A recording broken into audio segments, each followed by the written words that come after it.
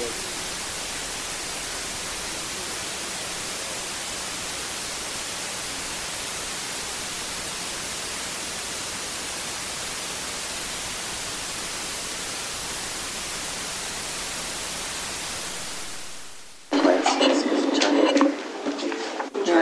not to take anybody's plastics anymore. Now there's a tariff, and just we're.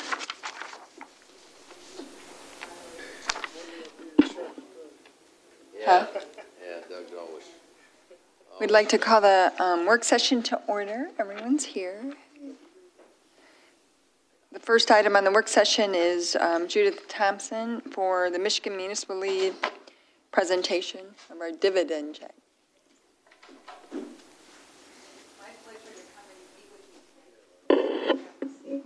There's a little microphone right there, and you can turn it on. There's a little button that turns it on. There you go. Oh, I thought it, okay. There was a light on, I thought it was on.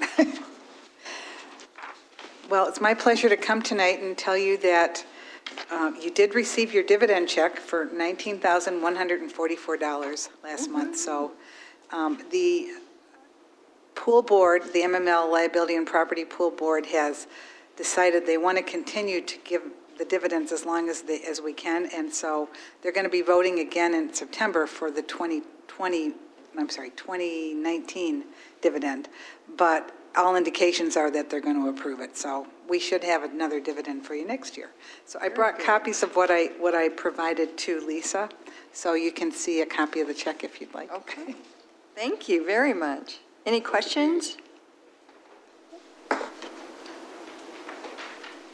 The next item on the work session is a presentation by Evan Pratt for the Washtenaw County Solid Waste Plan.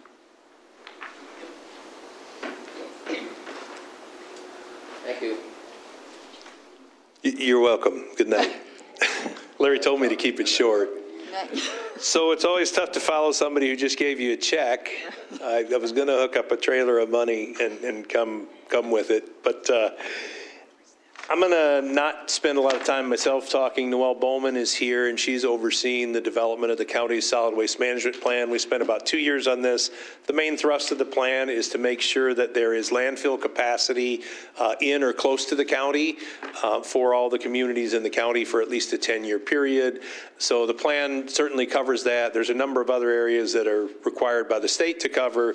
One of the things, though, that we spend a little extra time on whenever the county has done the solid waste plan here is trying to figure out ways to stretch that landfill space as long as we can through waste diversion opportunities. So, for example, the big cleanup day at EMU every fall is something that's 100% funded by the county with tipping fees from the landfill that's up in Ypsilanti Township as part of our agreement with them. So a lot of the items and examples that Noelle gives you are, I'll say, voluntary programs, but they're ones that the county is able to fund without asking for any funds from the communities in the county.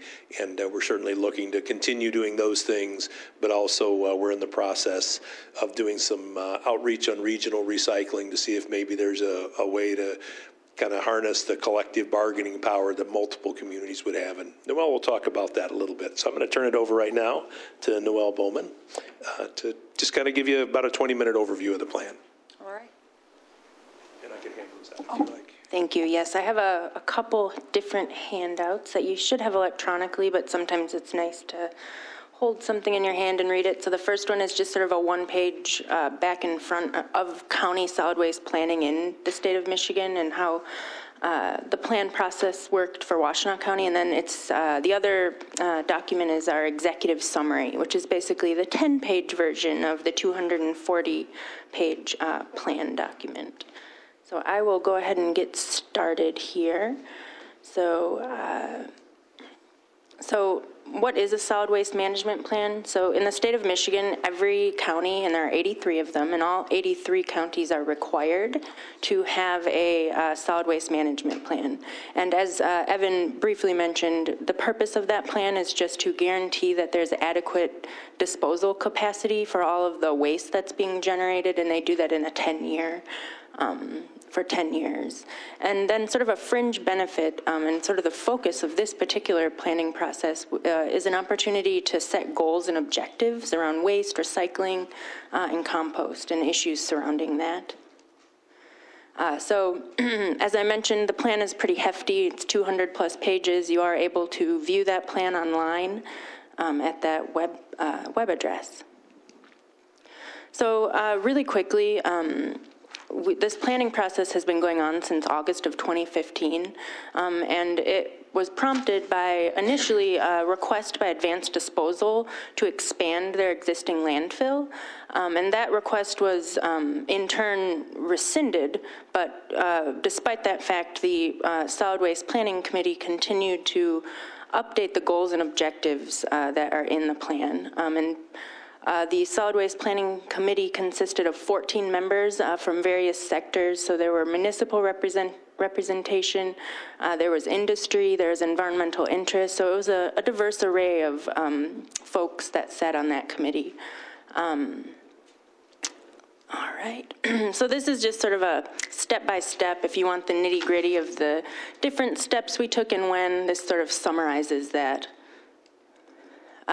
One of the most important parts of this process was public engagement and engaging with the community. So we actually put out a public survey, and you can sort of see the results on the side there in that donut chart. So we had about just shy of 400 responses, and you can see the areas that were of particular interest to folks. So we see more recycling, we see food waste on there. That's a pretty big and up-and-coming waste issue. And we promoted this pretty widely on social media at different events, and we're really happy with the participation that we got in that. So the outcomes, the overall outcomes of the plan. So if I had to summarize the plan in like 3 words, it would be working toward, or I guess 4 words, working toward zero waste, essentially, and reducing the need for disposal. And the plan really focuses on flexibility to handling emerging waste issues. I just mentioned food waste. 10 years ago, that may not have been a hot topic in this field, but now it's really an emerging waste issue. Emphasis on education and outreach, so educating residents and businesses so that they're able to utilize programs to reduce waste. And then one major outcome of the planning process was data. So we were able to get data from different municipalities to figure out what waste and how much is being generated. The plan also lays out a specific plan to implement the plan. And then you can see to the right in that blue box, those are 6 what we call our guiding principles, and they're sort of just the overarching ideas and I guess, let me see how they worded, the overarched principles that I suppose were developed during the planning process. So access and convenience, more diversion and recovery, less disposal. I mentioned education and outreach, data and measurements, funding, and coordination and collaboration between the county and municipalities within it. This is an image we look to. Basically, you can see there's 6 different components to it. Experts say that communities that utilize 4 of the 6 components of this chart will have a successful recycling program. So we sort of look to that as guidance.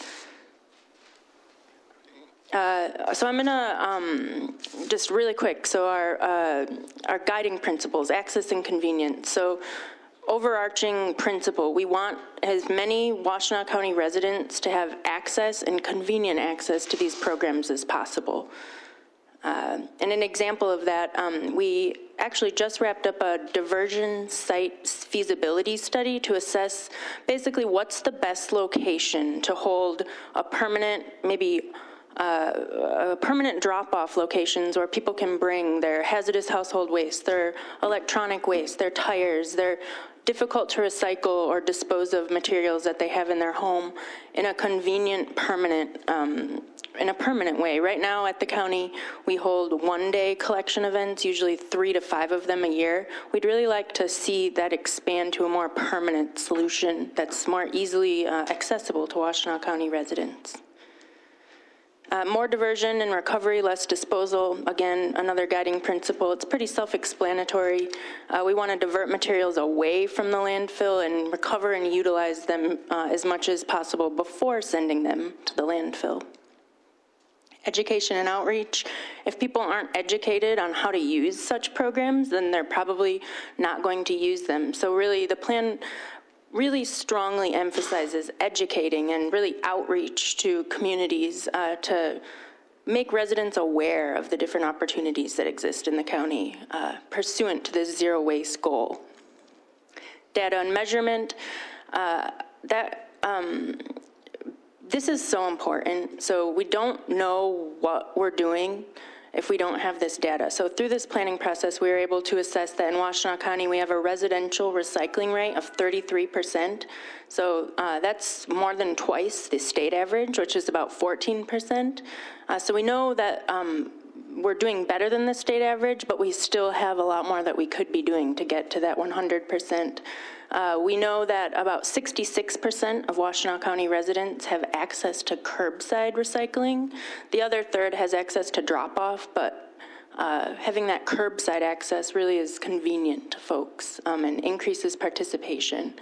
And we know that about just shy of 300,000 tons of waste are generated in the county that need to be disposed of. So these are just some examples of data and measurements that we were able to obtain through the planning process. Funding, so none of this is possible without being able to pay for it. So one of the important facets of the plan is laying out different funding mechanisms that can help communities afford these types of programs that we're talking about.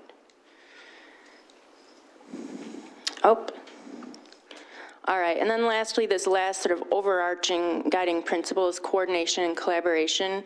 The plan really emphasizes working together, essentially, so the county working with the 28 municipalities that are within it and to achieve, to work together to achieve those zero waste goals. So I'm going to briefly go through some of our existing programs that are already in furtherance of our plan, just to give you an idea of what we're already doing. So we have a pretty active hazardous household waste collection program. In fact, we have the most active program in the state of all the counties, and we've collected over 4 million pounds of hazardous household waste that would have otherwise, as far as we know, ended up in the landfill since the very beginning of the program. And it's usually about 500,000 pounds of materials per year that we're collecting from Washtenaw County residents. Clean Sweep program, so I mentioned the hazardous household waste program, that's just for residents. This Clean Sweep program is we get funding through the state of Michigan, and they help us to fund commercially generated pesticides. So golf courses, similar operations where lawn chemicals might be generated, they're able to safely and properly dispose of those materials through the county's program.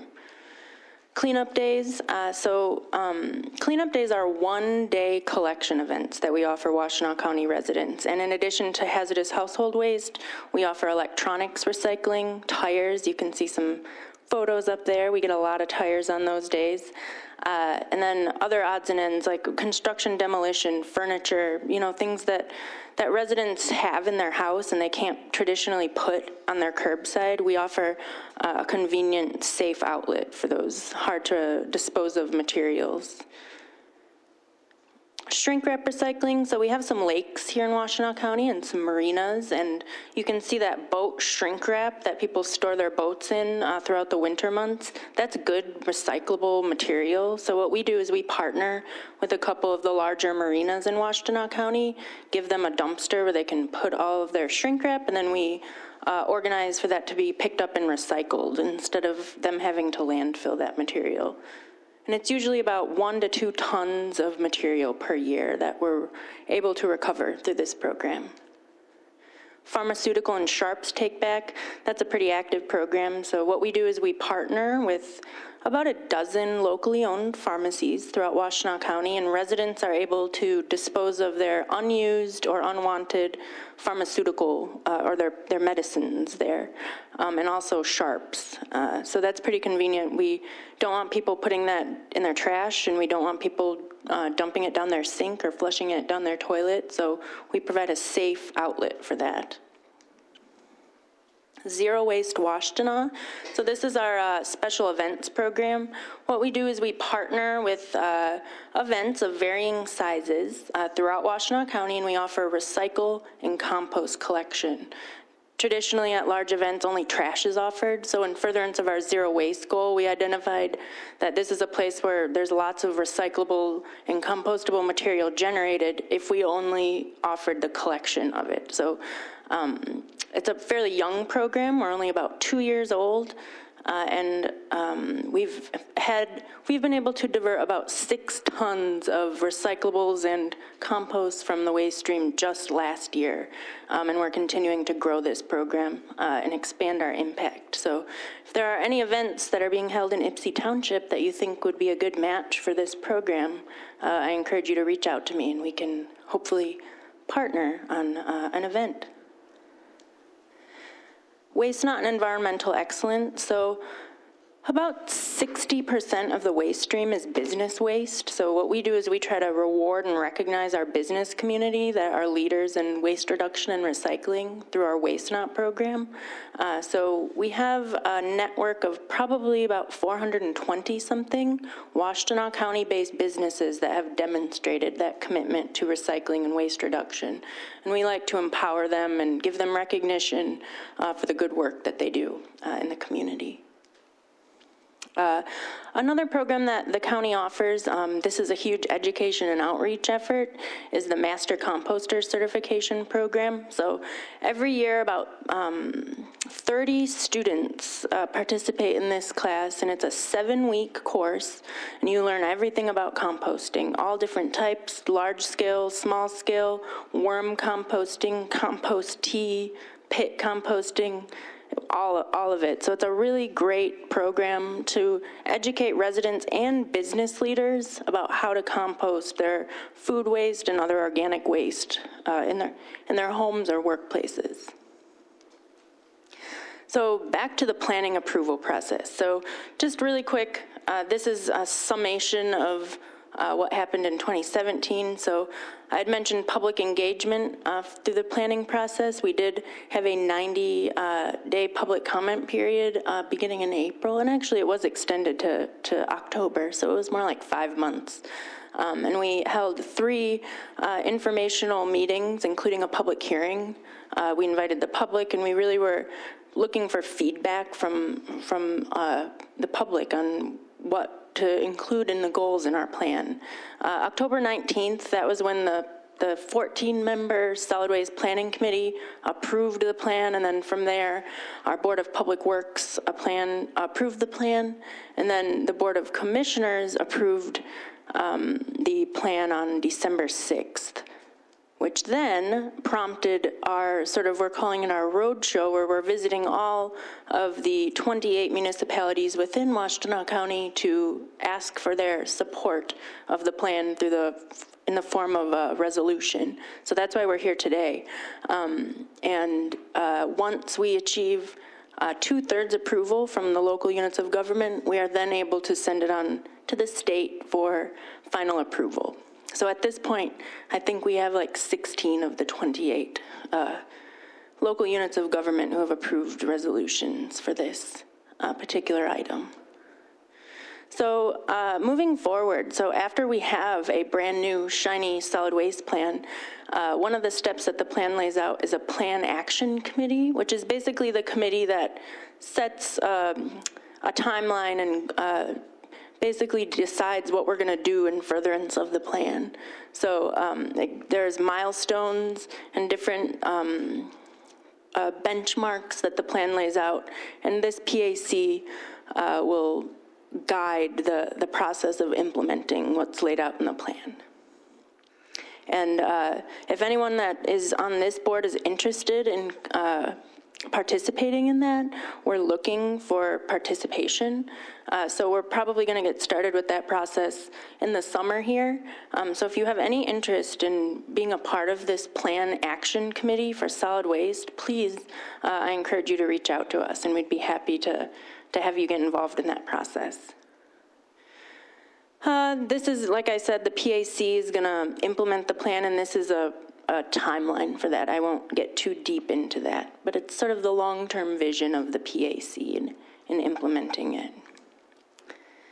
Short-term, so what we're doing right now already in furtherance of the plan, so I had mentioned previously we had conducted a drop-off station feasibility study to assess sites that would be good for a permanent drop-off for a variety of items.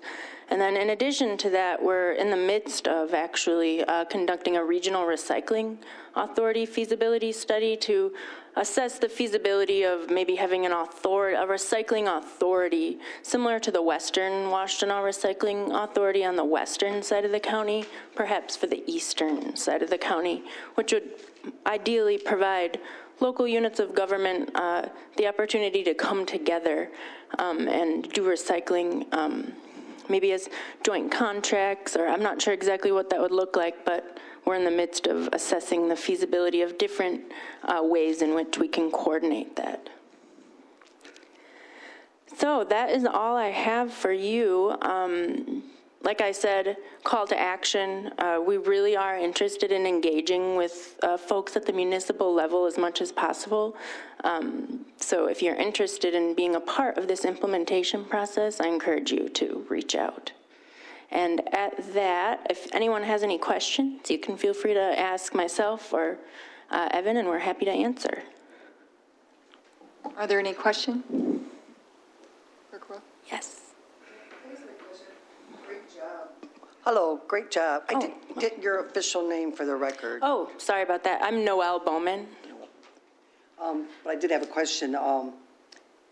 We at one time had a really robust education program here for composting and recycling, and of course, like everybody else, we had to cut a huge amount of positions, not through layoffs, but through attrition.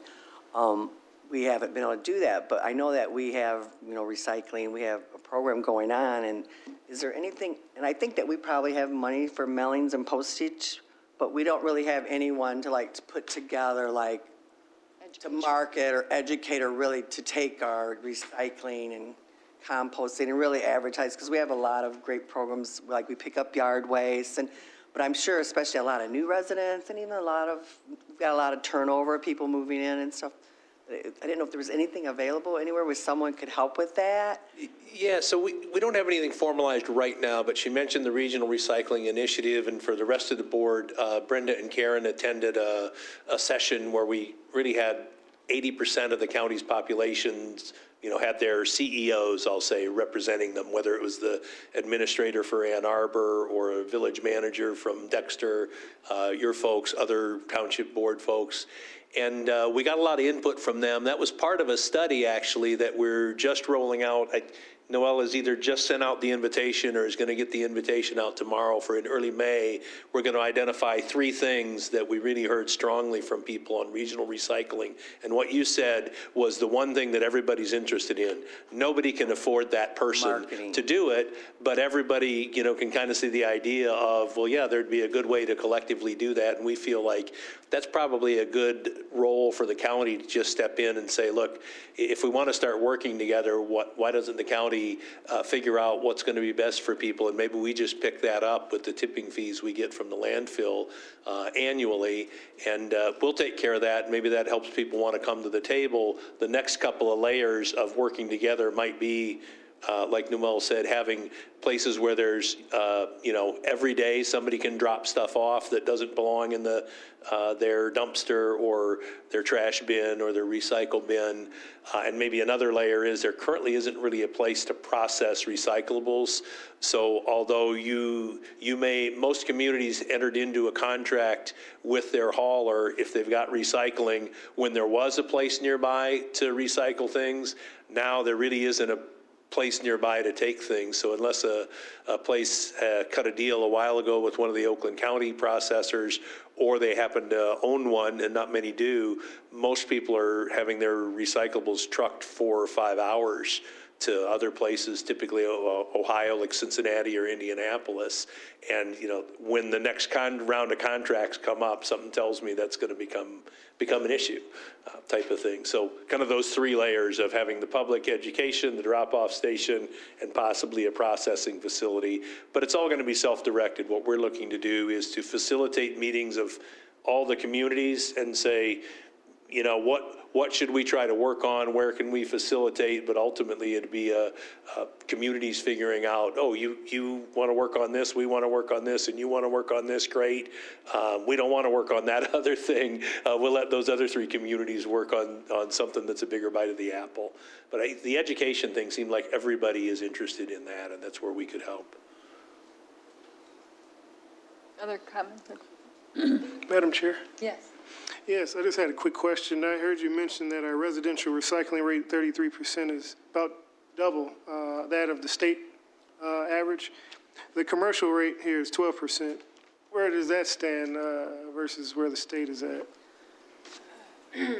That's actually a great question. I think that the state average combines both residential and commercial, and that's how they come up with the 14%, whereas we've divided it at the county level for residential and business. So we can see our residents are above average, our businesses are slightly below. Okay, all right, thanks. And a lot of times commercial too, multifamily gets lumped into there. A lot of multifamily places, it's not easy to recycle, but there's the opportunity there. And in fact, particularly like around EMU or whatever, there's a lot of interest. I mean, people come in from wherever they lived and they say, how come you guys aren't doing this? So we've certainly heard that from like the city of Ypsi. They get a lot of those types of concerns and complaints. And the national average is somewhere in the 34-35% range. So we're ahead of the state, but not necessarily at the national. And probably the other useful thing, you've heard the word zero waste. The first time I heard that, I thought, well, that is kind of a heavy lift and a different thing. But Noelle ran 25 zero waste events last year, and last I talked to her, it was up to 31 for this year, and I suspect it's more than that. But 92% of the material that was generated by an event like, a car show, or like it was Taste of Ann Arbor or Grillin' for the Hungry. Some of these events will have 25 or 40,000 people come through, or Dexter Days. 92% of that stuff by weight actually got diverted out of the waste stream. So it's really not unreasonable for these events. We like the events because it's nice that they divert waste, but 6 tons isn't a lot. But if somebody comes their 3rd year to the same event and they see the same setup, all of a sudden we've actually done our outreach and education by having that hands-on thing. We find we have to station people at every single place where you can dispose of, there will usually be 3 bins, one for trash, one for compost, and one for recycle, your plastic cups and forks. But, we find it gets easier and easier as we do these events repetitively. So we are more than happy to introduce that, because that's a big prong on our, what you call educational fork there. Other questions or comments? Monica? Yeah, thank you. Just real quick, a comment and a question. First of all, I wanted to comment in regards to the whole plan, and thank you for doing this and actually trying to reduce the amount of waste in Washtenaw. But in particularly, also wanted to comment on the pharmaceutical sharps and take-back program.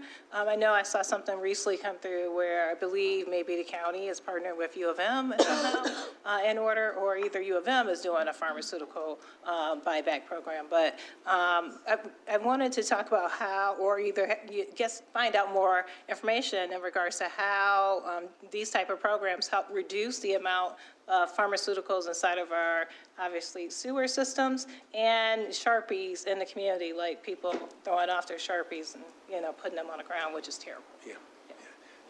Go ahead.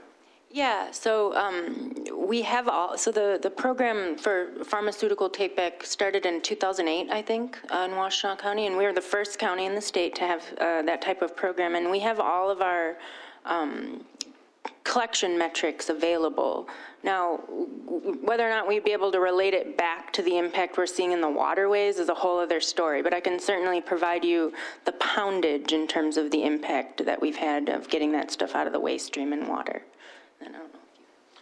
Yeah, we'd probably have to go to, talk to the treatment plant folks and see if they are even sampling for, and, the old thing about, well, what's in my water? It's like, well, what do you want to test for? Because usually, whatever it is, there's a little bit of it. The question is, does it go down? So are we going to test for ibuprofen, or do you want to test for, all the, vitamins or all that other stuff? Household products, too, have a lot of things in them that, people are starting to find out more and more, just ends up in the water. So that's a good point, though, and I think something for our, action committee to bring up. It's probably a good data point to see if we can't locate some funding for doing some sampling at the treatment plants, just to find out. Let's just pick 10 of the things that we seem to get in, reasonably high volume and check for those.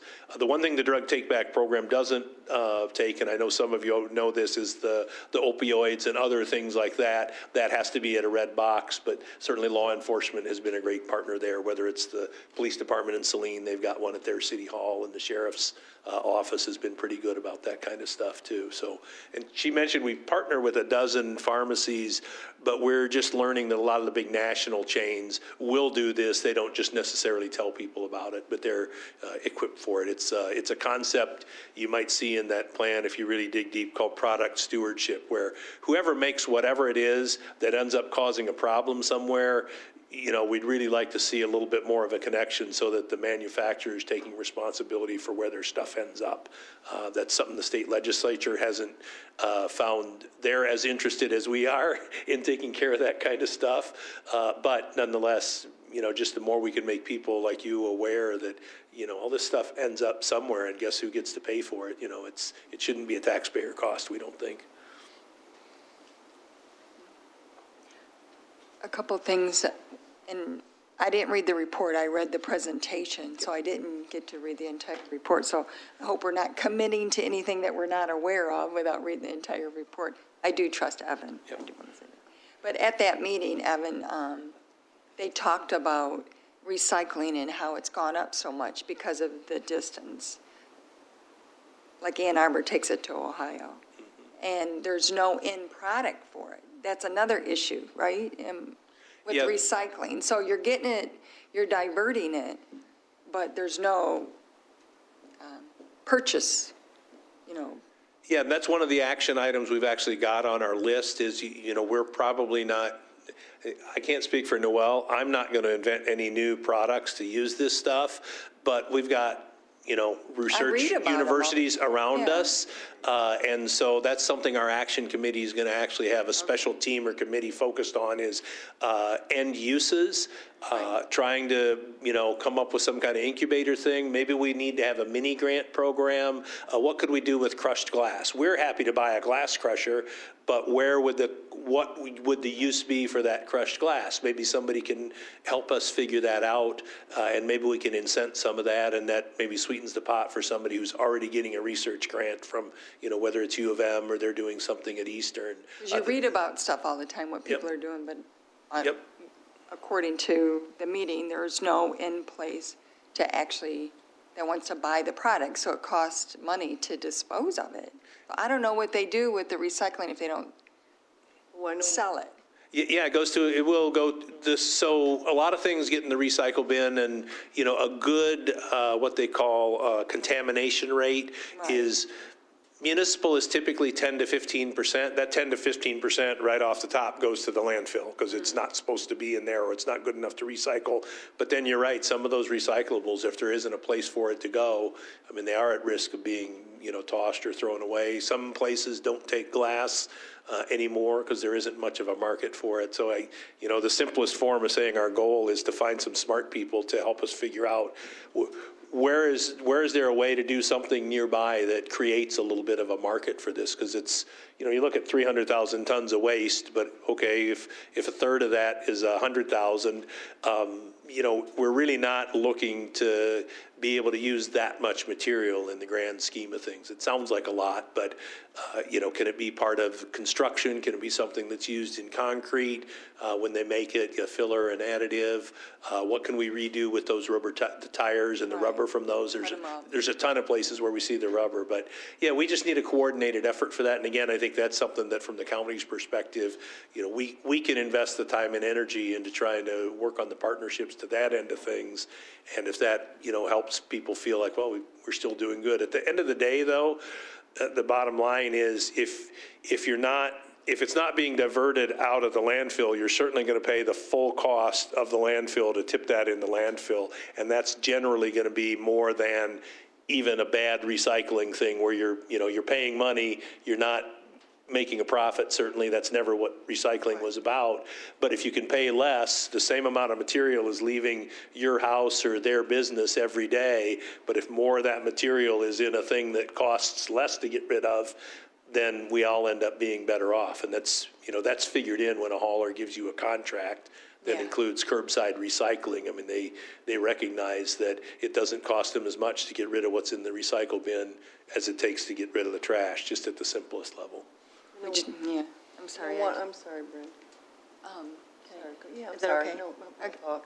my Yeah, bad. something that we have learned from when we had mandatory recycling. Now, we don't have anyone like policing it, right? But we have a mandatory recycling ordinance. We found that when we got to the kids, that's where we saw a big change in our participant level. So we haven't really done that lately, but we might want to consider doing something like that. And then another idea is to have a consistent countywide recycling rules. And, I think it makes it easier for people if it's consistent. Yeah, there have been a few communities that have mentioned to us that, they'd like to see the county board do an ordinance. There've been a couple of communities like last night that were pretty specific to say they don't want the county putting their nose in there. So I think we still got to work with the communities that are interested and figure out what can we come up with. Maybe it's a template ordinance and maybe 15, the urbanized communities pass it and at least that's uniform. And as to the school piece, we got a grant 3 years ago. And initially, we worked with 6 schools. This year, we went from the 15 in 2017, and I think by now we're in 20 different schools at places that didn't currently have recycling. Right. For example, most of the schools in, let's say, the Ann Arbor district or the Chelsea district, they already recycle. But we've been in the city of Ypsi. I know we've been talking to Lincoln. I think we work with one of the schools, but not all of them. We've added a couple more in the city of Ypsi. Milan district, we've started working with some of the private schools too. There's 70 some odd public schools, and the numbers are different if you look online, but the ISD tells us there's somewhere around 45 or 50 private schools. So we see that as, okay, that's our whole pie. How many of them are already recycling? Because just like those events I talked about, we agree with you of what, I remember, smashing cans when I was a kid for my grandparents or whatever. Those are the ones where you get that long-term benefit. Because like you say, there's always going to be turnover, but if more and more of that turnover is people who've been doing it for 10 years, there's not nearly as much of a hump to get over for the education. Karen? I was just going to say, I was shocked, but at that meeting that we had to find out that most of the plastics in the U.S., or a huge amount of them, go to China, and that they're no longer taking them, which everybody's saying is going to make our recycling costs go way up. And I always wondered, what did China do with them that we can't? Well, China's got kind of I think it's a 5-year phase-in program, and they want super pure plastic of no more than 2% contamination.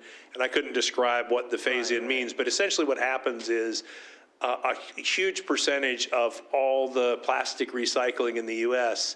gets put on a ship. It gets shipped to China, it gets made into stuff, and it gets shipped back over here, and then we buy stuff at Walmart that came from China. And I think they've realized in China, why should we do that? We have plenty of stuff we could recycle in our own country, and they've essentially said, we're going to make it so difficult that we shut out other people. So from their perspective, they're trying to save themselves or their businesses some money or what have you. That's going to have an impact on the market, that's for I was sure. just wondering with, yeah, it has, all right. I was just wondering, like, with that, out of crisis comes great opportunity. That might be a great time. And have you heard anything on the state front on let's getting, return, on all of our juice bottles and water bottles and all those kinds of things like we do for our pop and our beer and our. Yeah, like with transportation funding, the governor has made some proposals to the legislature that do reflect that. One of them is a $5 additional fee per ton on all trash that's shipped in Michigan, that's tipped in Michigan, let's say. So that would help fund some recycling grant programs. But I think the governor previously had brought up, hey, let's try to tax water bottles, not tax them, but, have a deposit on water bottles. And I don't know where that's at in the legislature right now. I haven't seen that it's up and running, and I'm on enough listservs. I think I would have caught notice of it, but. Too bad, because I think Yeah. with the recycling, what's happened, because we're going to end up paying for all that. Yeah, and I think all of our legislators are generally on board. I mean, it's like I say in my state professional organization, I'm sure I could find somebody to bring this up, but I know we need somebody that's going to be able to get it through this legislature, But nonetheless, anytime you see a legislator on that issue, if you're in support of it, definitely pass that along. And then I guess my last question would be, I know when I travel other places, you see states that are really like Seattle or out west and stuff that everywhere you go, they have, every school, every store, on the sidewalk, every park, they have trash, they have those containers everywhere. And I didn't know if that is an effort or if that's something that could come. Because I was just thinking, even in our township, we don't, our parks we don't have that. We don't have a way to handle all that, or the staff to handle all that, or know how to do that. And I know, and I know you're trying to do it the big events, but what can be done, just make it a part of, who Yeah, in my mind, that's a great candidate for. Is that a state initiative that really, wherever you go, they have it everywhere? Those types of things are a great candidate for like a mini grant program, like I was talking about, kind of like Parks does with the pathways, but the long-term O&M of picking it up, perhaps that would be a contract between 4 communities, say, hey, we've got 28 parks in these 4 communities, let's band together, the county will come up with recommended contract language.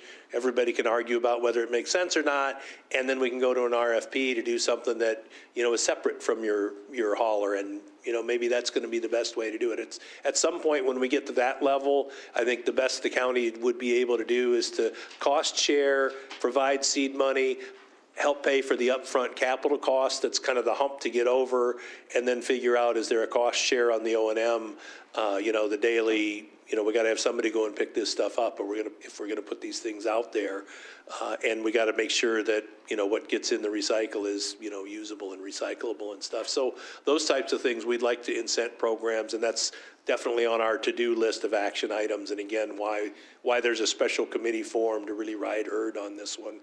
There was a committee in the past to provide input and advice, but we're looking to shake that up a little bit and just see if we can, have somebody pressing us a little bit and make sure we're marching in the right direction for people. Madam Chair. Yep. Yes. I was just going to email you about this, but I'll go ahead and bore you with it. But I work at the University of Michigan as a nurse, and we have 2 large hospitals in our county, and I cannot even describe the amount of waste that we use. Those little styrofoam cups. My patients in labor and delivery probably get 4 a shift. So that's, however many a day, 12 a day. So just those just seem like easy opportunities from huge corporations that could simply, work with the county to make a few small changes to reduce our waste significantly. And the only 2 other things I had was along the lines of the educational piece. It's, your numbers here, 33%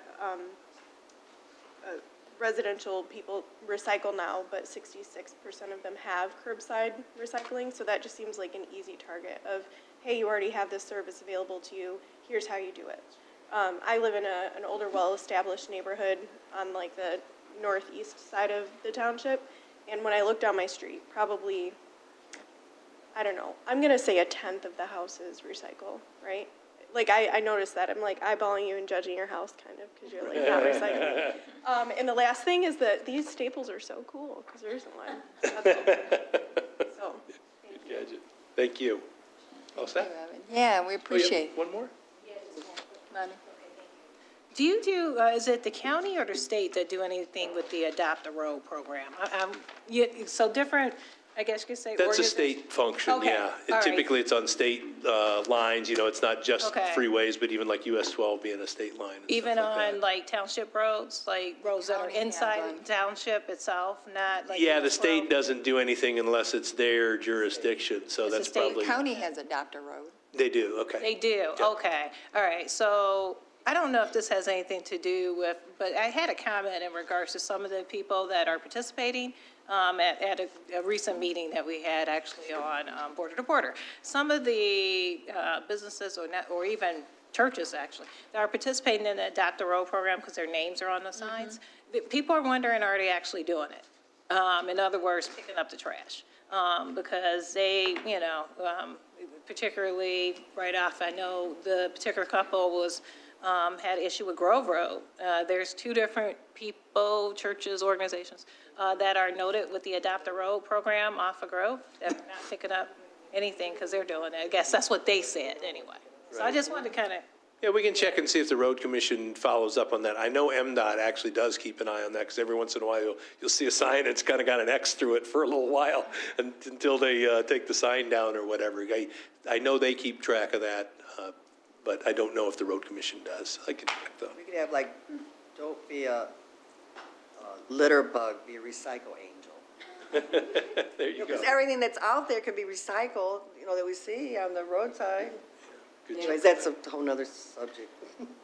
Yeah, Thank you. that's a good, yeah. So good, okay. All right, thank you, Noel. Thank you very much, Noel. Thank you so much. Ms. Kaiser, do you have a question?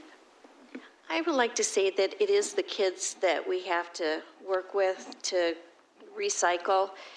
And I don't know exactly how it got started, but Dexter Schools did a thing where they collected bottle tops and they sent them someplace and had park benches made.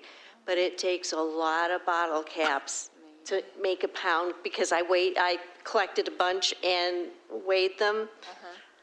But to imagine just the volume that would be saved working with the kids to do that kind of thing, it's really great. I think it's on everyone's mind. It's just a matter of getting a plan, an action plan, right, to make it happen. Because I think people want to participate. Yeah, we don't hear a lot of, I think that's a terrible thing. Right. yeah, that- Right. Let's get off it. You're Thank welcome. you so much. Thank you, Noel. Evan, do you know if the big cans of recycling, the 32-gallon containers, I think it's okay. is there any data or anywhere we could find data that more people would recycle if they had that easy way of?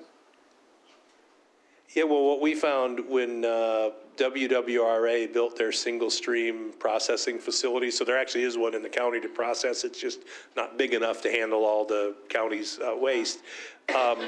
We actually had to go back and do additional funding because so many people wanted those bins. So 75% of the people in Chelsea wanted to have, Yeah. their own toter bin. And we do have data and information that says if you give them a bin and it's single stream, the numbers go up It's more convenient. incredibly. Yeah. I love mine.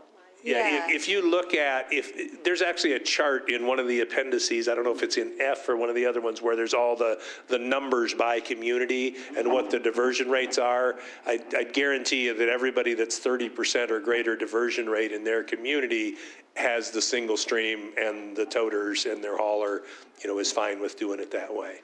And we have So- recycling every other week, and we have garbage pickup every week. So some of our good stewards they want to do recycling every week and garbage every other week. So those are major Yeah. changes that, Yeah, maybe you could pilot a neighborhood to see if it would work for people. Yeah, I know at my house, I mean, we got the bin and, slowly the recycle bin is always fuller now. That's what They're the happens. same That's what they size. say, yeah. And our recycle bin is always full before even the weekly pickup day now, just because there's so much stuff. I mean, some of it is just plastic that's bulky and big and you can't smash down. It's not like the old days where, you had a whole thing full of newspapers and it kind of made sense to have your newspapers separate. It's just, not many of us have that much newspaper anymore. So many people buy off of Amazon and online and stuff too. Like mine's going out tonight. I have one Yeah. little small garbage bag and the recycling is completely full. Boxes. Like I don't even have enough room. Yeah. I have Yep. to put out the bins. Yeah, we can get you some of that information if you'd like, though. I'm sure we've got it out there if that helps you all. It makes it so much Thank easier. you. Yep. Right, I think it people. is heavy, easier. Okay. So now we can go to the agenda review. Any questions on the consent agenda? Attorney's report? Do you have anything, Mr. Winters? I can do it now or do it board meeting. Okay. Under old business, we have the resolution for the county solid waste management plan to adopt it. Under new business, we have budget amendment number 7. And this is setting up an actual line item for the CTAP grant that we get from the Convention and Visitors Bureau. So they give us a $10,000 grant, and we have to do 20%, which is $2,000. And they're going to, the grant is to actually add more signs, wayfinding signs is what they call them, to the sides of the road where, Rosie is. We can do it. Madam Chair, I was just curious, are they going to be like the same theme or the same people making the signs, finding signs? Yeah. Are there any new, Pardon me? are there any new designs for them? No. Can't hear you. Are there any new designs for the signs? No? For the, The wayfinding ones, like? no. No. For Rosie? Mm-hmm. No. Why, you don't like them? No, I love them. I like finding all the different ones. Yeah. There's like 6 different ones, aren't there? We're going to go to all Rosie in the township. Oh, really? So, yeah, they're going to all be Rosie. Yeah, that's going to be The kind of the township's kind of. distinction, kind of. But they had some around parks that were different, and The duck one was cute. the duck is cute, I agree. So, Madam Chair? Yeah. And I noticed they're going to actually point out more parks too, which is great, by the way. On the wayfinding signs, I noticed. They say parks on them, yeah. Yeah, that they're going to point out some more of them. too. Yes, Yeah, which yeah. is great. It's quite, it's expensive, but if we, slowly get them, they had, $80,000 was their total for this year, but we said we're just doing them $2,000 commitment at a time, so. If we get more money, which we are asking for more grants from them, if we get them, then we'll put up more. But slowly but surely, we'll see. One of the things too, in order to get this CTAP, I kind of forgot about it until we had to rewrite the grant. I think I've got my mic on. And, because you have to relate the grant back to your plan. We actually had to have a CTAP plan, and we had a specialist that came in and worked with all the different municipalities that were involved in it. And each municipality had to brainstorm, and I can't remember who all was on that group, but about what it is about your community. And the thing that always rose to the top was the lakes and the parks, and that even though we're urban, we have a lot of open space. We have several parks that are 140-acre parks, and so that kind of was the whole theme. So pointing the signs to our parks and stuff, it is one of our huge attractions. And I've even sometimes just anecdotally asked people when they come down to get the recycling bin that moved here, and just ask them, hey, what made you, decide? And one of the things that several people have said, and they only knew about one park, and they moved out to the south side because they love Ford Lake Park. When I gave them the map of all the parks, they were like, oh, wow, we didn't even, but they literally picked the location of their house so that they could walk to they're out like Whispering Pines or somewhere off of Tuttle Hill, so they could walk to the Ford Lake Park because they love that park so much. So I thought it kind of fits in with what everybody else that was on that committee kind of came up with. That is the strength of the township. It was one of the big strengths for, and of course, the focus was attracting tourists and stuff. What is it about your area that would get people to come out here? The next item on the agenda is to authorize OHM to create a proposal and prepare a bid package for the playscapes. And Matt is here. Carl Gerbach and I went to the Park Commission meeting, and they supported moving forward with the replacement of these parks first. Yep. Matt? So I've been working with Carl, which is a lot of fun. We spent a good chunk of the day yesterday going to Ford Lake, North Bay, and Loon Feather. He had given us a pretty extensive package that I think Jeff had put together originally and kind of walked us to different parks. I think we went up to Bud and Blossom, and he showed us examples Right, of that's a exactly new what he one. wants. So I had our landscape architect with us. We went around, looked at everything, and we just got to put together the maps, the bid specs, so everything's per Ypsilanti Township standard. So this just basically gets us doing that for him so we can bid out an apples-to-apples bid. It includes a contractor pre-bid meeting to get interested contractors here so we can take them to the sites and kind of let them know. Carl is very hands-on and is going to do a lot of the site prep, so we want to be able to explain that to the contractors to help keep costs down. And then in here, there's an optional task, and I honestly, based on what Carl and I talked to about, I don't think we're going to need it, but I would ask that you authorize it, and if he doesn't use it, he doesn't use it. But task 5 is for helping him with the paperwork and construction oversight. I think he's going to do almost all the inspection on everything, and all we're going to be asked to do is help with estimates and paperwork and change orders if there's any. So this budget just basically puts us in a position to quickly get this turned around and out to bid, so we can get this in and hopefully utilize it in the summer. Are there any questions? Just a comment, just again.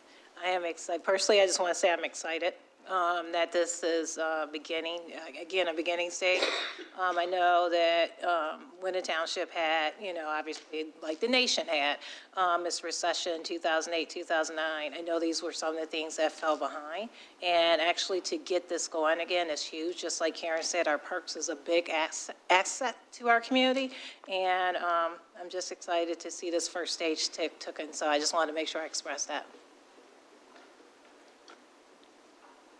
What's the time frame you're looking at? Actually, later this week, we're going to have a draft estimate or draft package back to Carl. We'll probably meet early next week, tweak that, and then I hope to have it out to bid hopefully in the next 2 weeks, I would say.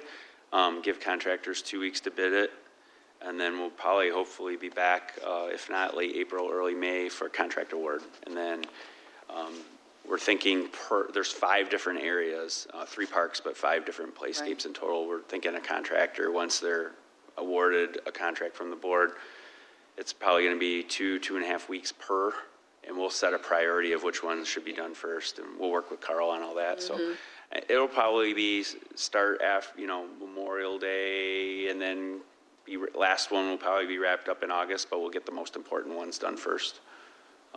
Hopefully, it'll be done quicker than that, so. Okay. Just make sure you touch base with Lisa on the deadlines, because there's specific deadlines for the paper Okay. to run the bids, yeah. Yeah, we're gonna 'Cause run it. That can hold you up if we miss one.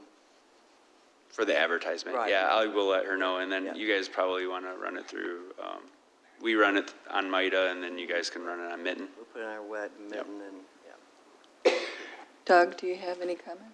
Mayor, just out of curiosity, just going from the previous contracts we had years ago on some construction, some playground construction, do you think this will be a type of bid that will be awarded to just one bidder, or is it going to be presented in a way that you might have more than one winning bid, depending on what you're going to put together, you and Carl?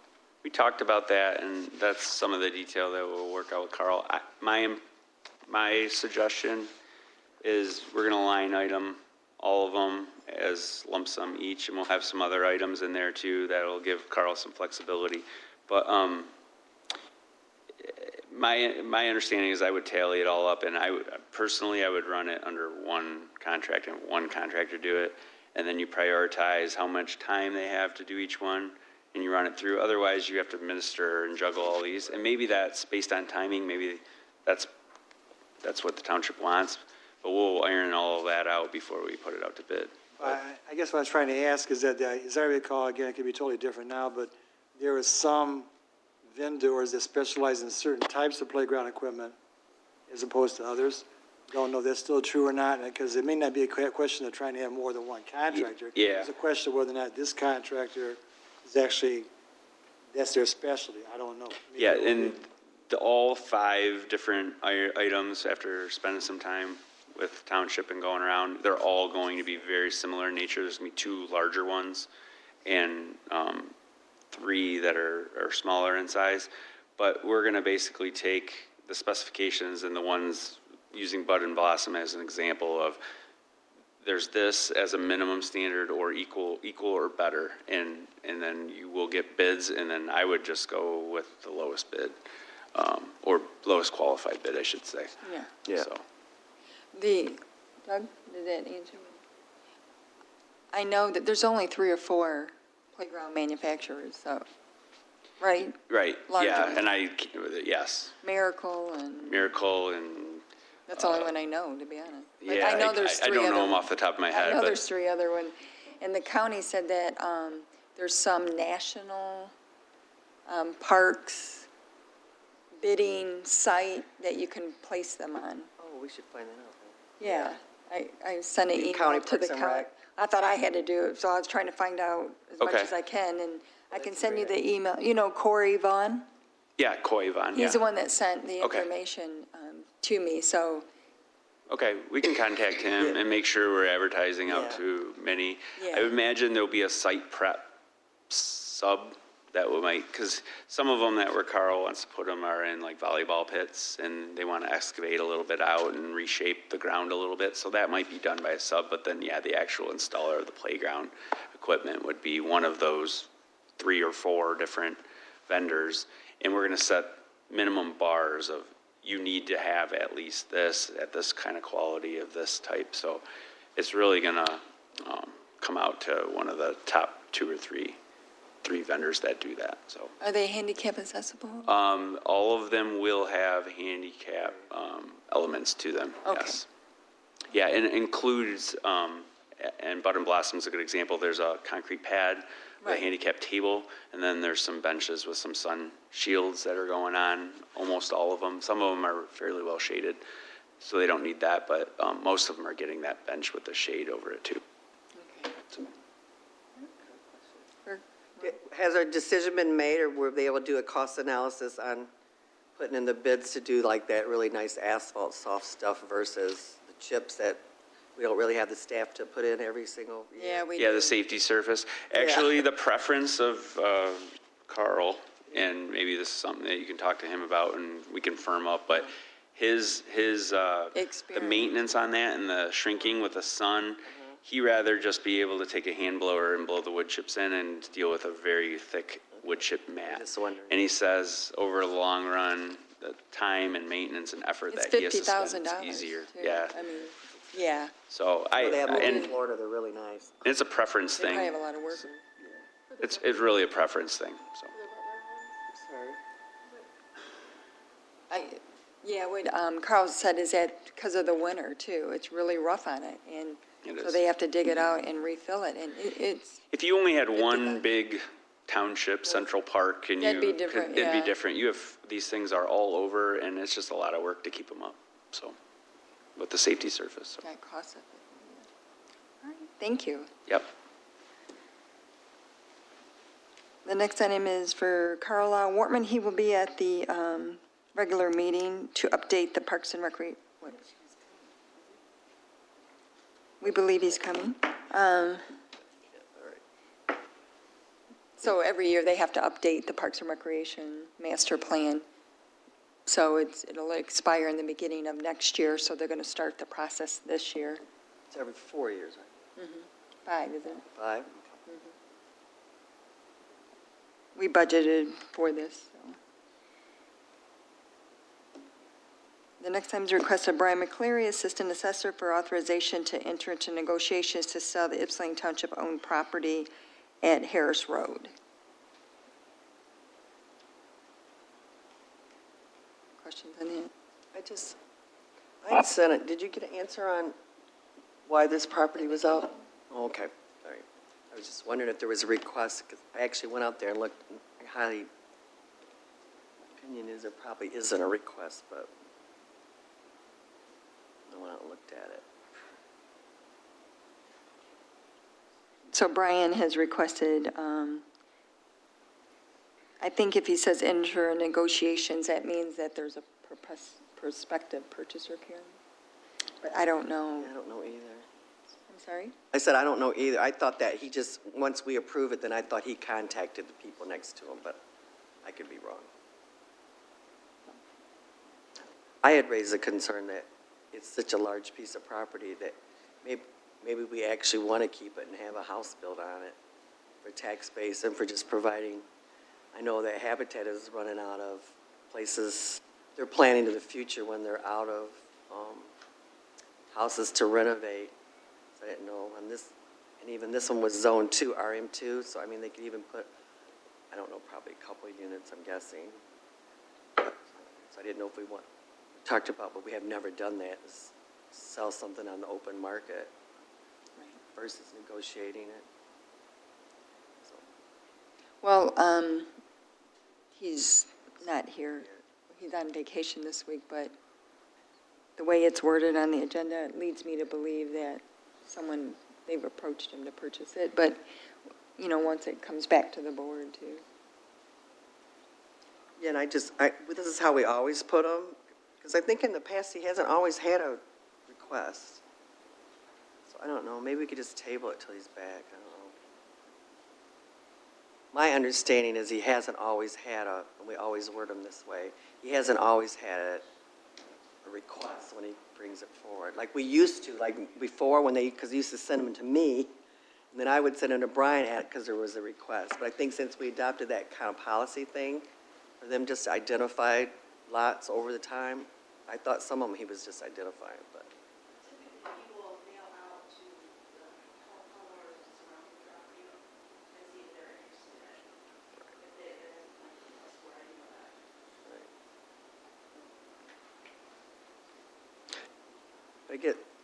I guess if no one else, if everybody supports selling it to the next door neighbors, That's the cleanest, easiest way to do then it, it's a moot point. And other than I'd go having- along. I just thought because it was so large, it's 100 foot by 400 feet. It's almost an acre, 9.95 or 9.2 or something.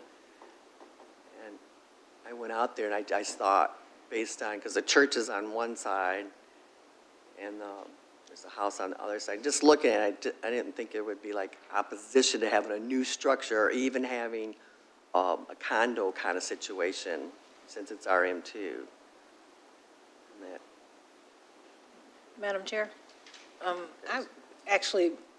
would like to concur with what Clerk Rowe is saying in regards to, because I had some questions when I first looked at it. I'm like, oh, okay, well, then how much is it selling for? But then I looked and had to look in and didn't figure out it was negotiations. Maybe if Brian could answer some more questions in regards to the part about entering into negotiations, I would feel better. But like Karen said, it is a pretty large parcel.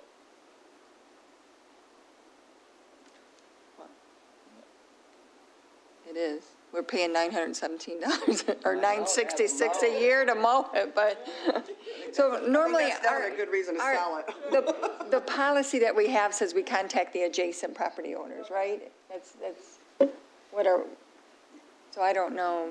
And I don't know if that was on lots, because this is like more than a lot to me, but the church is the one that let it go bad. They bought it from us. They bought it from Ypsilanti Township, if I'm not mistaken, and then they didn't pay, I don't think they paid, did they let it, yeah, and it came back to us through Catherine, right? The treasurer's office. Yeah, it came back to us. Came back, Well, because if they would have combined it, they didn't pay taxes on it. yeah, but if they combined the property with their existing church, you wouldn't have to pay taxes. That's true. But they I would, think we had told them at the time, and they chose not to, yeah, for whatever reason. Maybe they were, well, we have them in court, don't we? I That, don't, we got the church in court, or, yeah, we do. I don't know. That's a bad, is that the one, Doug, that Which was, church, I can't tell which church that I is. can't, He's the one that had the church, and then he moved to Florida or something? right.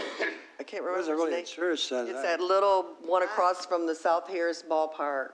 I don't, like me, it's been abandoned for a while. Isn't that someone broke into it and there was like a couple. Well, it's just my only concern, and we can address it, we can agree not to sell it, once he comes, and we can talk to him when he gets here, but the policy is to sell it to the adjoining property owners. We have so many lots that we're trying to get rid of, but, if you don't want to sell it. If you're referring to the church at 130 South Harris, next Yes. door, that was a public nuisance abatement case. There was a single-family house on the property with the church that was demolished under code enforcement. I think the church is in fairly good condition, if I recall correctly. This is 138, right? Yeah, we have an 128. active case at 130 South Harris, which would have been 138. next door. So is this the same one? I believe so, yes. I don't know, it's cost us $966 a year to mow it, that's all I do know. Madam Chair, Yes? would Habitat be interested possibly, or do they have a history of buying land to, or do they always just buy pre-existing homes to refurbish? Do you think that would be something they would be interested in, potentially? Well, and we can contact them too, but the current policy just says that when we're selling property, because we don't put it on the open market, and that's what Karen and I was trying to figure out. We don't have a realtor that does that for us. So we just, it's only 2 weeks, but he could, That is an issue because I know at the time we adopted it was one thing, but when it's the lots, and even, I'm not even sure that we should even do lots that way now because there's a shortage of land, there's a high demand for houses. I think you could sell we could sell the lots instead of letting them folks split them, where we could have more houses and more tax revenue in the township. I think times have changed since we did the policy. Maybe it makes sense to even revisit it. I'm not sure when we did it that we thought about an acre of land, splitting that, but I don't know how other folks feel. But I know that, answer Jimmy's question, Jimmy, they used to always, or Trustee Wilson, they used to always, Habitat always built on green land, on land. And then it was us, the township, who just said, you need to stop, and we had all these houses foreclosed, and they switched their model. Started here, and they just switched it kind of nationally during the when everything got so bad. Well, now, our last meeting with them, a week or so ago, they're looking at land. And that's a whole nother issue, because some of the land in the township has our large parcels, and it's going to be a board policy or decision about how do we go, It's one of the things that some of them are larger, like the parcel by the Ford Boulevard, the old trailer park, they're interested in that, and stuff, but we haven't as a board talked about how do you do that versus, and what is a legal thing too? Do you have to put it on the open market? You can't give away, township, property and stuff too. So it's a question for auditors and lawyers if the board even wants to start looking at, like this lot, for instance, would you want to put this on the open market and then let Habitat bid out like everybody else? Or would you want to have some kind of agreement with Habitat, if it's even legal, to say, if you'll do this and this and this, then we'll sell it to you for, maybe what we have invested, so you're not giving it away. That's a whole nother, policy decision. I know I personally would like us to, maybe identify some of the lots, especially on some of the sections where you're not going to get the developers in because they want everything to $250,000 or more, but, we have a lot of land by community center, Michigan Ave, Holmes Road area and stuff, and we're getting what Habitat is telling us they're planning now, because they see that in a year, 2 years, maybe less, all depending on the marketplace, that they're going to be out of, and which is a good thing. We don't have that many foreclosures anymore. I know we're still taking a lot of folks to court, but not anything. So they're kind of planning into the future, like, what do we do next? I know one of the things we talked to was a piece of property that we kind of put the halt on, which was on Cross Road, which was zoned multiple because the residents were really against it back in the day. That's really kind of what brought it to fruition. And so, and that was a multiple piece, yeah. And so that's when we got them to go start looking at, and so they backed off. And that's a piece that they currently own, and it's zoned multiple, and they have the right to go ahead and, in areas like that, that doesn't involve township decision. But the question is, was direction for or where do we want to go, or maybe it's even a separate workshop that we just talk about it with We worked with and stuff. WCC Yeah, on a west side. on a build. It was right on the city line on Emmerich. And one of the lots that we received from back taxes, we partnered with WCC and Habitat in order to build a house on that. So that's one we did a little bit different, but it is owner occupied still, I'm afraid to go out on the market, but I don't know why I am, but I am. Because you don't know, you have no control over. And that was the thing, too, we talked about, was like, so if we sell it on the open market, do we have the right to negotiate a sales agreement, or are there different rules and laws that say you can't do that because then you're violating somebody's rights? Like that, it's a different arena. I think Supervisor's right. It's a totally different arena. Because I don't think that, if you're selling your own home, you can't say, oh, no, I don't want to sell to that person once they make the bid or whatever. So anyways, we need to do investigation from our attorneys and CPAs on what the township can do with township property when it comes to selling it. Or it's probably not even just residential. We got commercial properties, but I guess that's different. Because, when we went on that, when we put that one for Seaver Farm, that out, we actually had very specific things that it was in the sales agreement or in the sales promotion or. So perhaps we shouldn't accept any more requests to do this if that's not what we wanted. And like I said, I don't know how everybody else feels about it, selling lots. Madam Chair, if possible.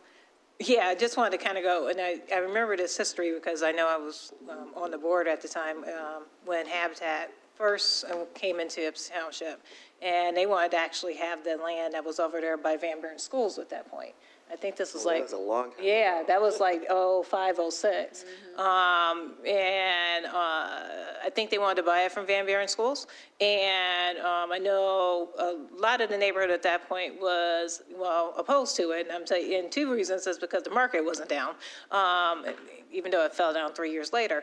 And it was some questions in regards to was the homes going to be the homes that they started with on Furwood. Yeah, Furwood, or was it going to be like the brick homes that are already inside of West Willow now? I know since that time, I think people would be, more than comfortable because they know that Habitat has shown a long history of, rehabbing homes and doing them quite well. Right. But, yeah, as for the lot, I mean, I agree with you too. Also, Supervisor Stumbo, is that if that's the policy that's going to go forward, it would have to be that policy. You can't say, oh, no, this lot, let's keep it, but then the other lots, okay, we will go with the same policy that's been in the past. So I guess that's something that probably the board would need to kind of discuss and make a direction on. So do you want to remove it from the agenda or Can we just, table it maybe? just take it off? Take it off, table it? Take it- Take it off? Because if you table it, Well, I was just saying, if a resident didn't request and that's why it's on there, I don't have a problem with that because that's kind of been found. Sometimes we've been following that model, and sometimes he brings them forward, so I don't know. That's why I said maybe we could just table it till we find out from him.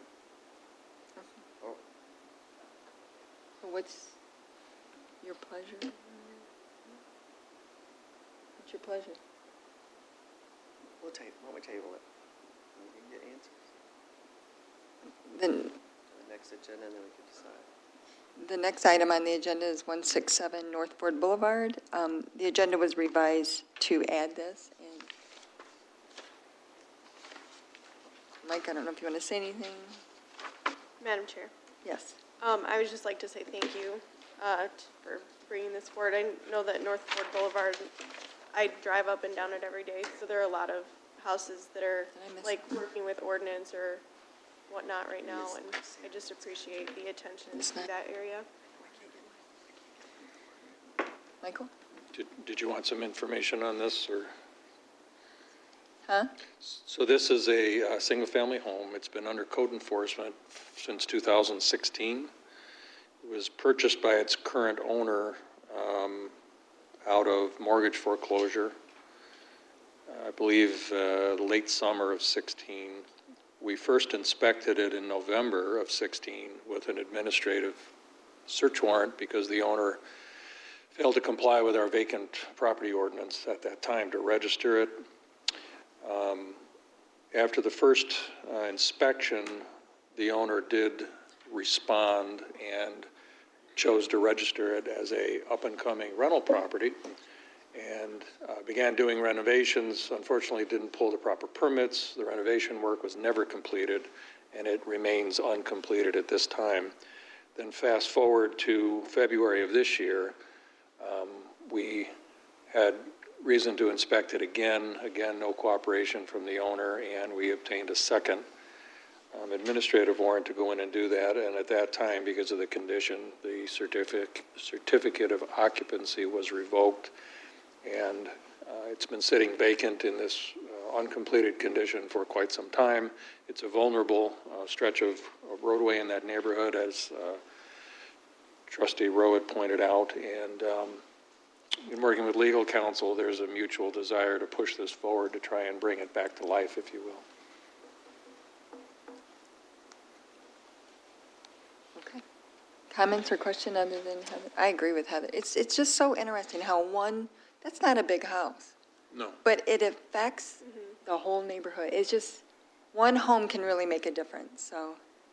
Yeah, we've been in court, or are in court, with several homes in the North Ford Boulevard stretch there I between know. the Michigan Avenue Bridge up to Russell Street. Oh, I'm sorry, up to Forest, and then towards Holmes Road in that stretch there. My goal is to get the blue tarps off the roofs. That's my goal, right? The street. They're not a fashion statement. No, they are not, and they are recyclable, so. The next, oh, wait, did I skip one? Michael Sieren's U.S. College, number 5, went out of order. Dang, you didn't have to tell everybody. Oh, I'm sorry. Okay, Well, it's our fault, kind of. I'm going to take responsibility because the printed agenda is not the same as that, so let's just agree to follow the printed agenda. I will follow the For the printed. minutes. Michael Ciaran had requested a service contract with U.S. Ecology, and this is just adding another provider to the professional services for confined space. Any questions on that? The next item is the temporary road closure for Oberon. Is that a beer? Yes, Oberon is a beer. But it's Oberon. Yeah. It's raising money for. I think I like it, that beer. It is for July 20th, 2018, and the next item is on October 13th, so they're having two runs and two different road closures. Questions on that? Everyone's welcome to join. And then the last item is request to apply and accept the Community Tourism Action Grant from Washington County Visitors and Convention Bureau in the amount of $10,000, with a match of $2,000 for the wayfinding signs. We do this every year, and Clerk Rowe put together the grant form. Have any questions on that? How many signs? You have, huh? How many signs? 6, right, Karen?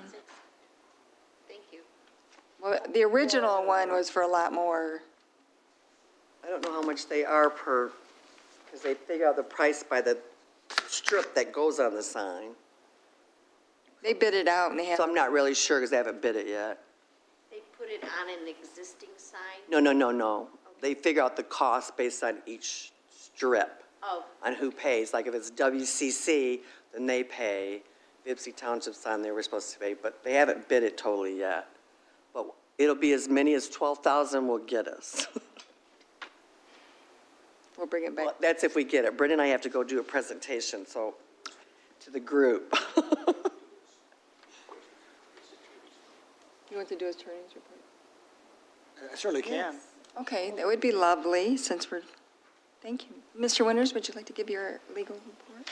I'll wait to the board meeting. No, in terms of going forward, there are some issues that probably would warrant having the discussion right now, because at some point in time, the board's going to be faced with some decisions. The first item has to do with the Ypsilanti Community Schools.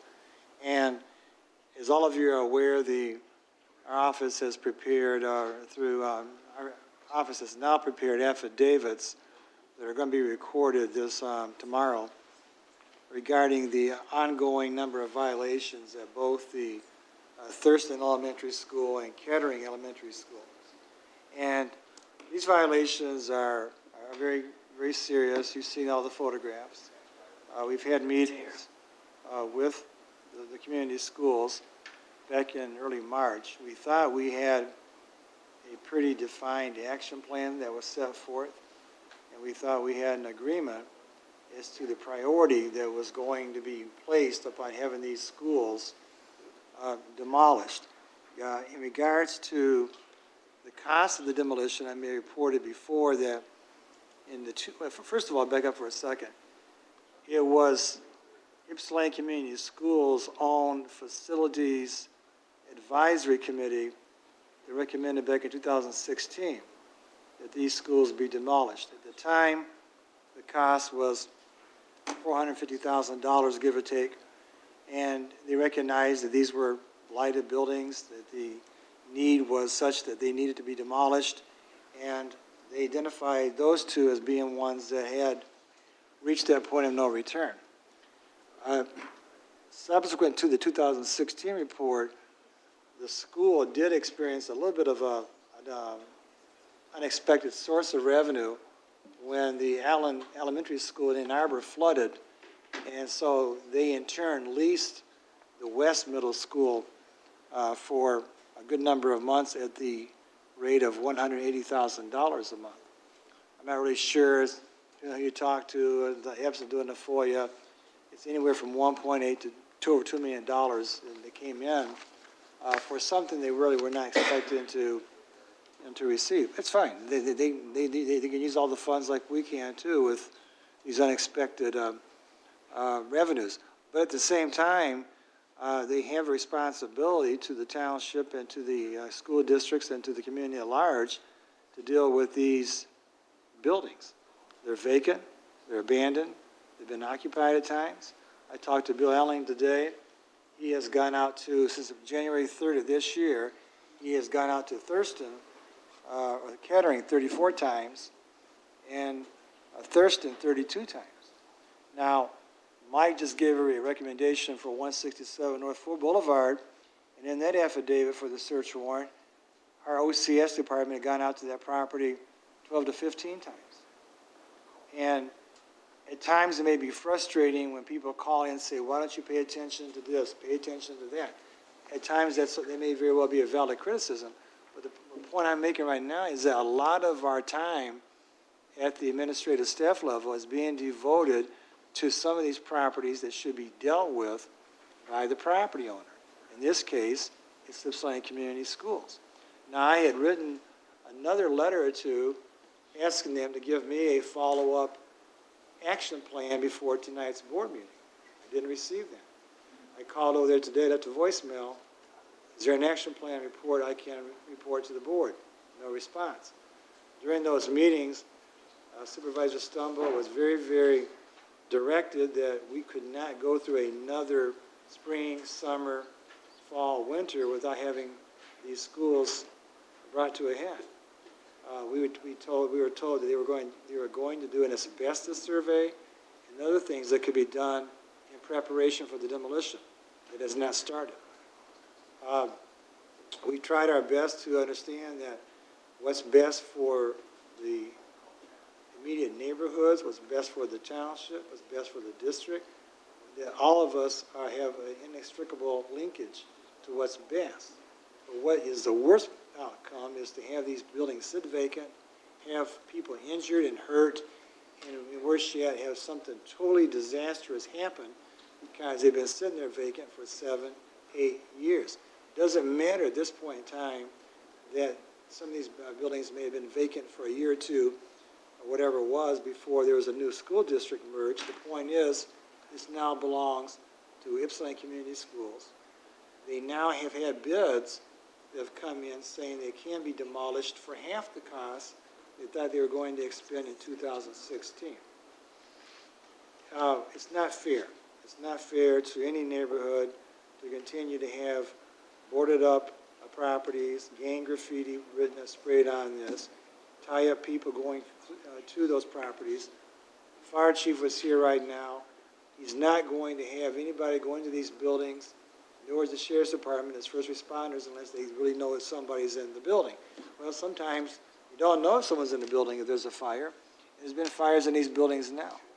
So at this point in time, I'm very disappointed that there hasn't been more of a concerted response.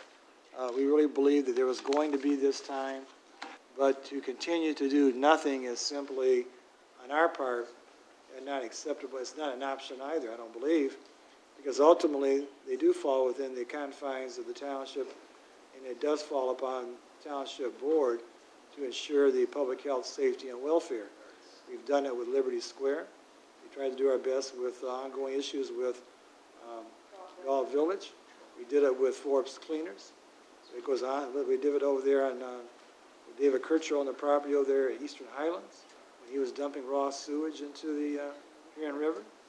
So it goes on and on and on as to what we've done, and I think our patience has been exhausted.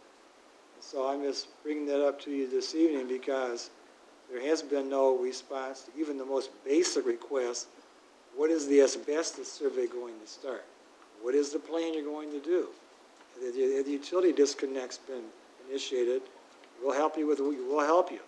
They even asked Bill Elling and Mike Radzik of the OCS department would help provide oversight to the demolition, not as a general contract, but just to assist in anything that could come up. The answer was in the affirmative. But I really don't think right now that, and there is a little bit of a angst here because I think a lot of people, at least in the former Will Run School District, see a difference in terms of a little bit of disparate treatment in regards to these schools. It's not that it's one against the other. It's one school district now, but I don't think it's just coincidental that this is, whether it's Kettering, Thurston, haven't even mentioned Kaiser yet, that they're in court on right now with a church that's not fire suppressed in that building, that supposedly is going to be evicted come August. Kaiser, Cheney School, albeit in a Superior Township, is still part of the Will Run School District. So I don't know what more we can do beyond just at some point in time. I don't have a recommendation this evening to do anything, but I'm bringing it to your attention because I think we will soon have a recommendation. And it's not one that we've been trying to promote as our first option, but at some point in time you can't keep being ignored without having to fulfill your oversight responsibilities. On a different note, these next issues are all somewhat financially related. I was not at the last meeting, but when you approved my request, or recommendation rather, that we proceed with the due diligence for the sale of the Holmes Road cell tower rights. That's underway with Tower Point. They're starting their due diligence surveys. That one they expect to close within maybe 45 days, and that one will result in a $175,000 payment to the township, as well as any potential revenue sharing on a 50-50 basis going forward in the future. Again, based upon all the capital infrastructure projects going on, I know the township will find good use for those funds, especially as you try and balance out the road issues, park issues, etc. The next issue that has some financial implications is the ongoing efforts last year to have Detroit Edison release the escrow account funds. This account, first of all, the escrow account was set up 25 years ago to make sure the township fulfilled its contractual obligations to Detroit Edison to have electricity produced so as to prevent Detroit Edison from having to go out in the open market to buy it if the township was unable to fulfill its contractual duties. We've performed admirably during that time period. The township has spent about $1.8 million or more from the general fund into that hydro station. This $800,000 is all money that belongs to the township. There's no dispute about that. This is our money.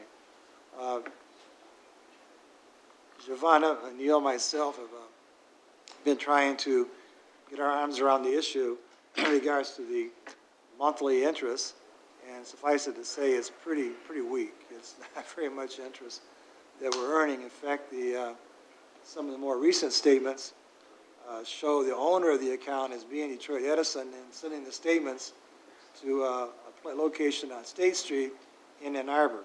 So at this point in time, given what we've put into that station and given what we know is somewhat the reason today to keep this escrow account and to just kind of release it 10% at a time for the next 7 to 8 years is not really meeting with today's needs in regards to the hydro station.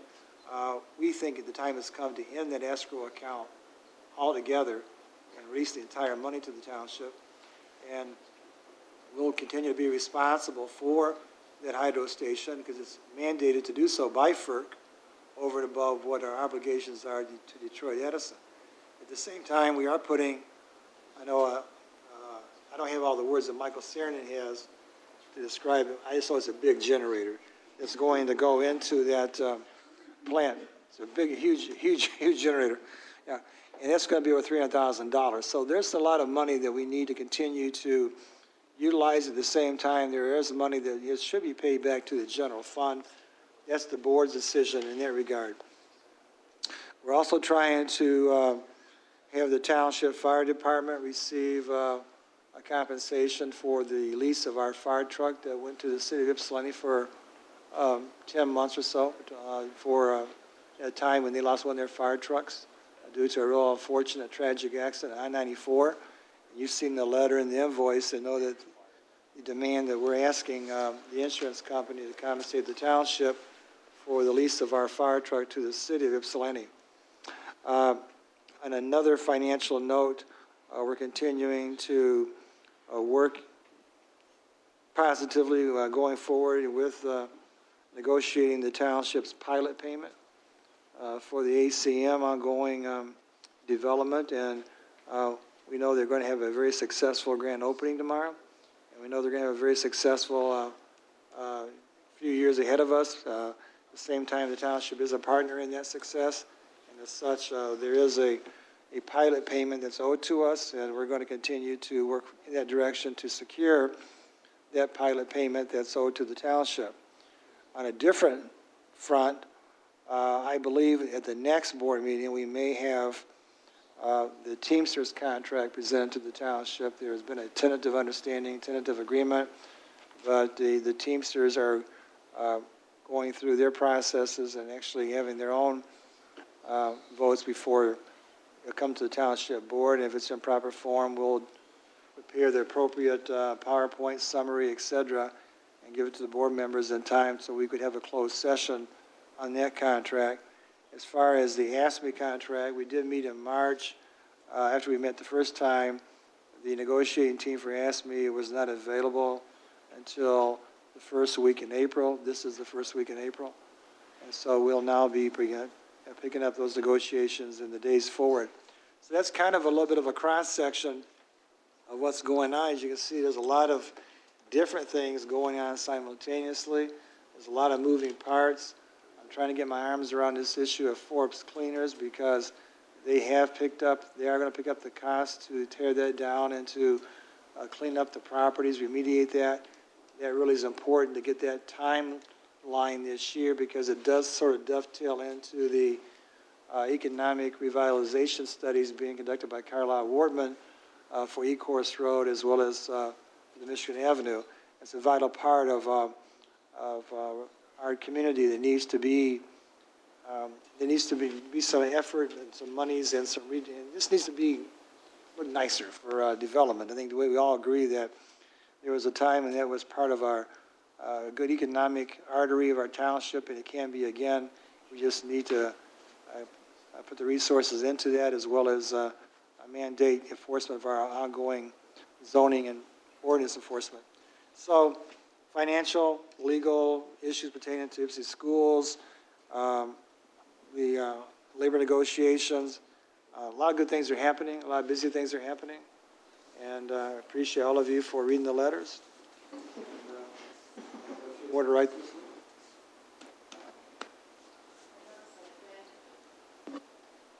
I noticed Ben came in. Ben, do you want to wait till 7 o'clock, or are there any questions regarding the recreation master plan since he's here?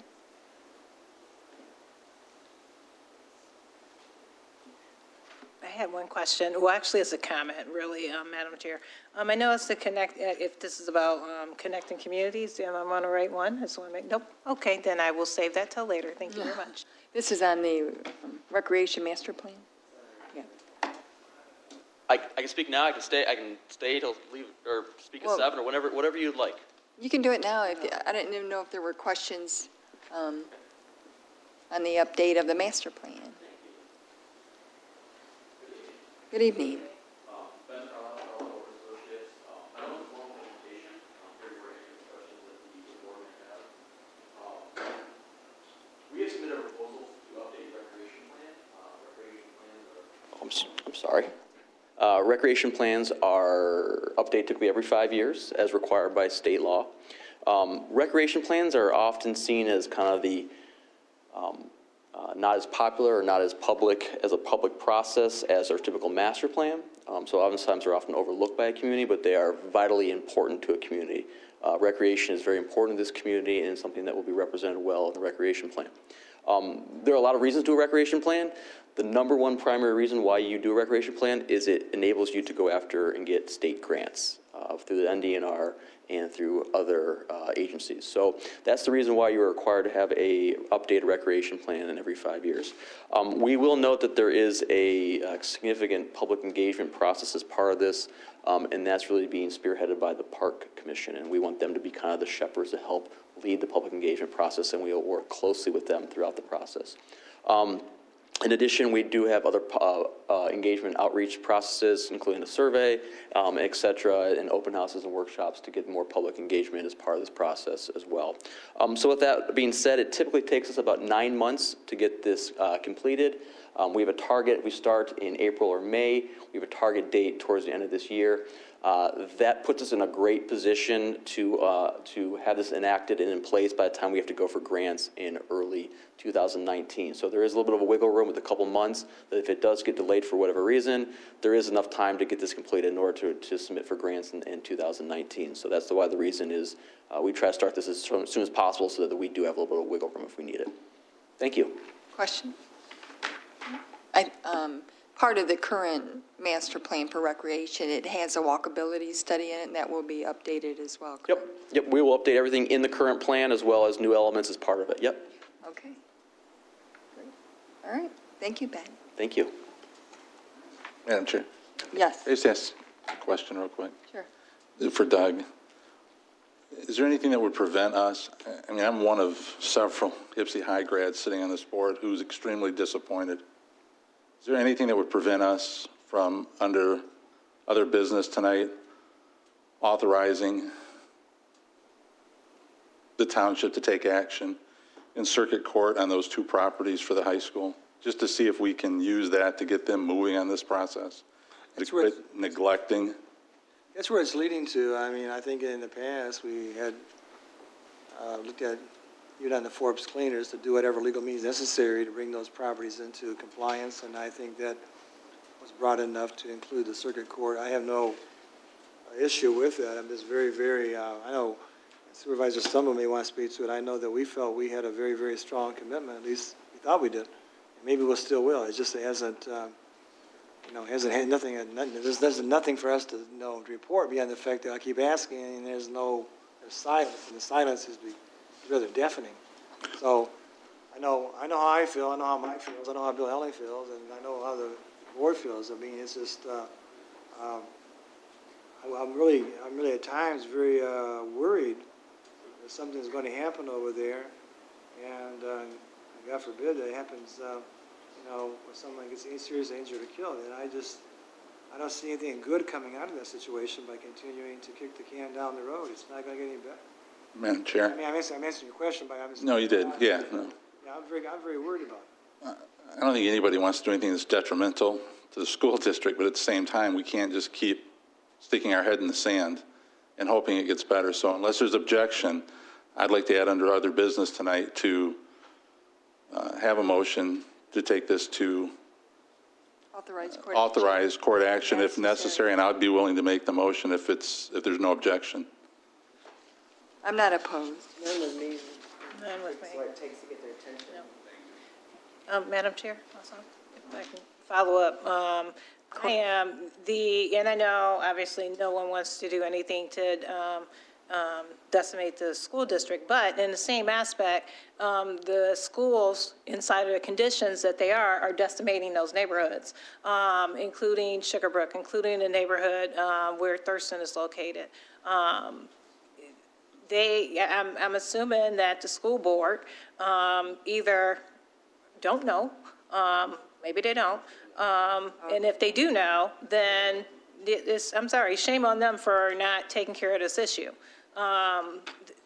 The people in those communities have a right in order to live in those communities without schools that are in the condition that they are, period.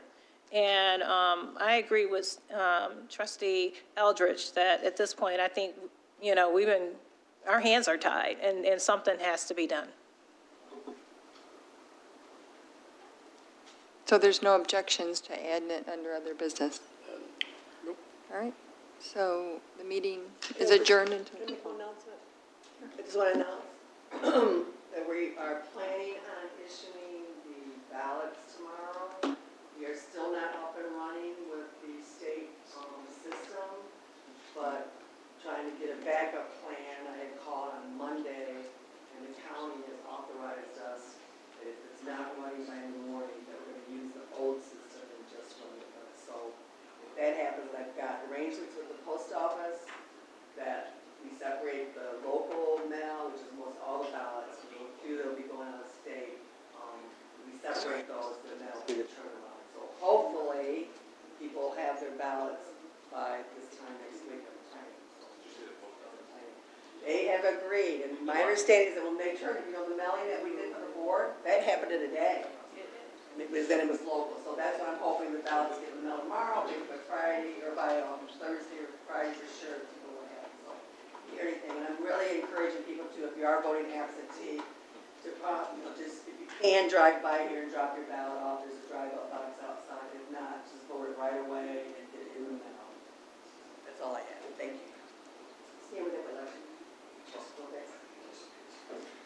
Are we adjourning at, what time? At the time, 6:48.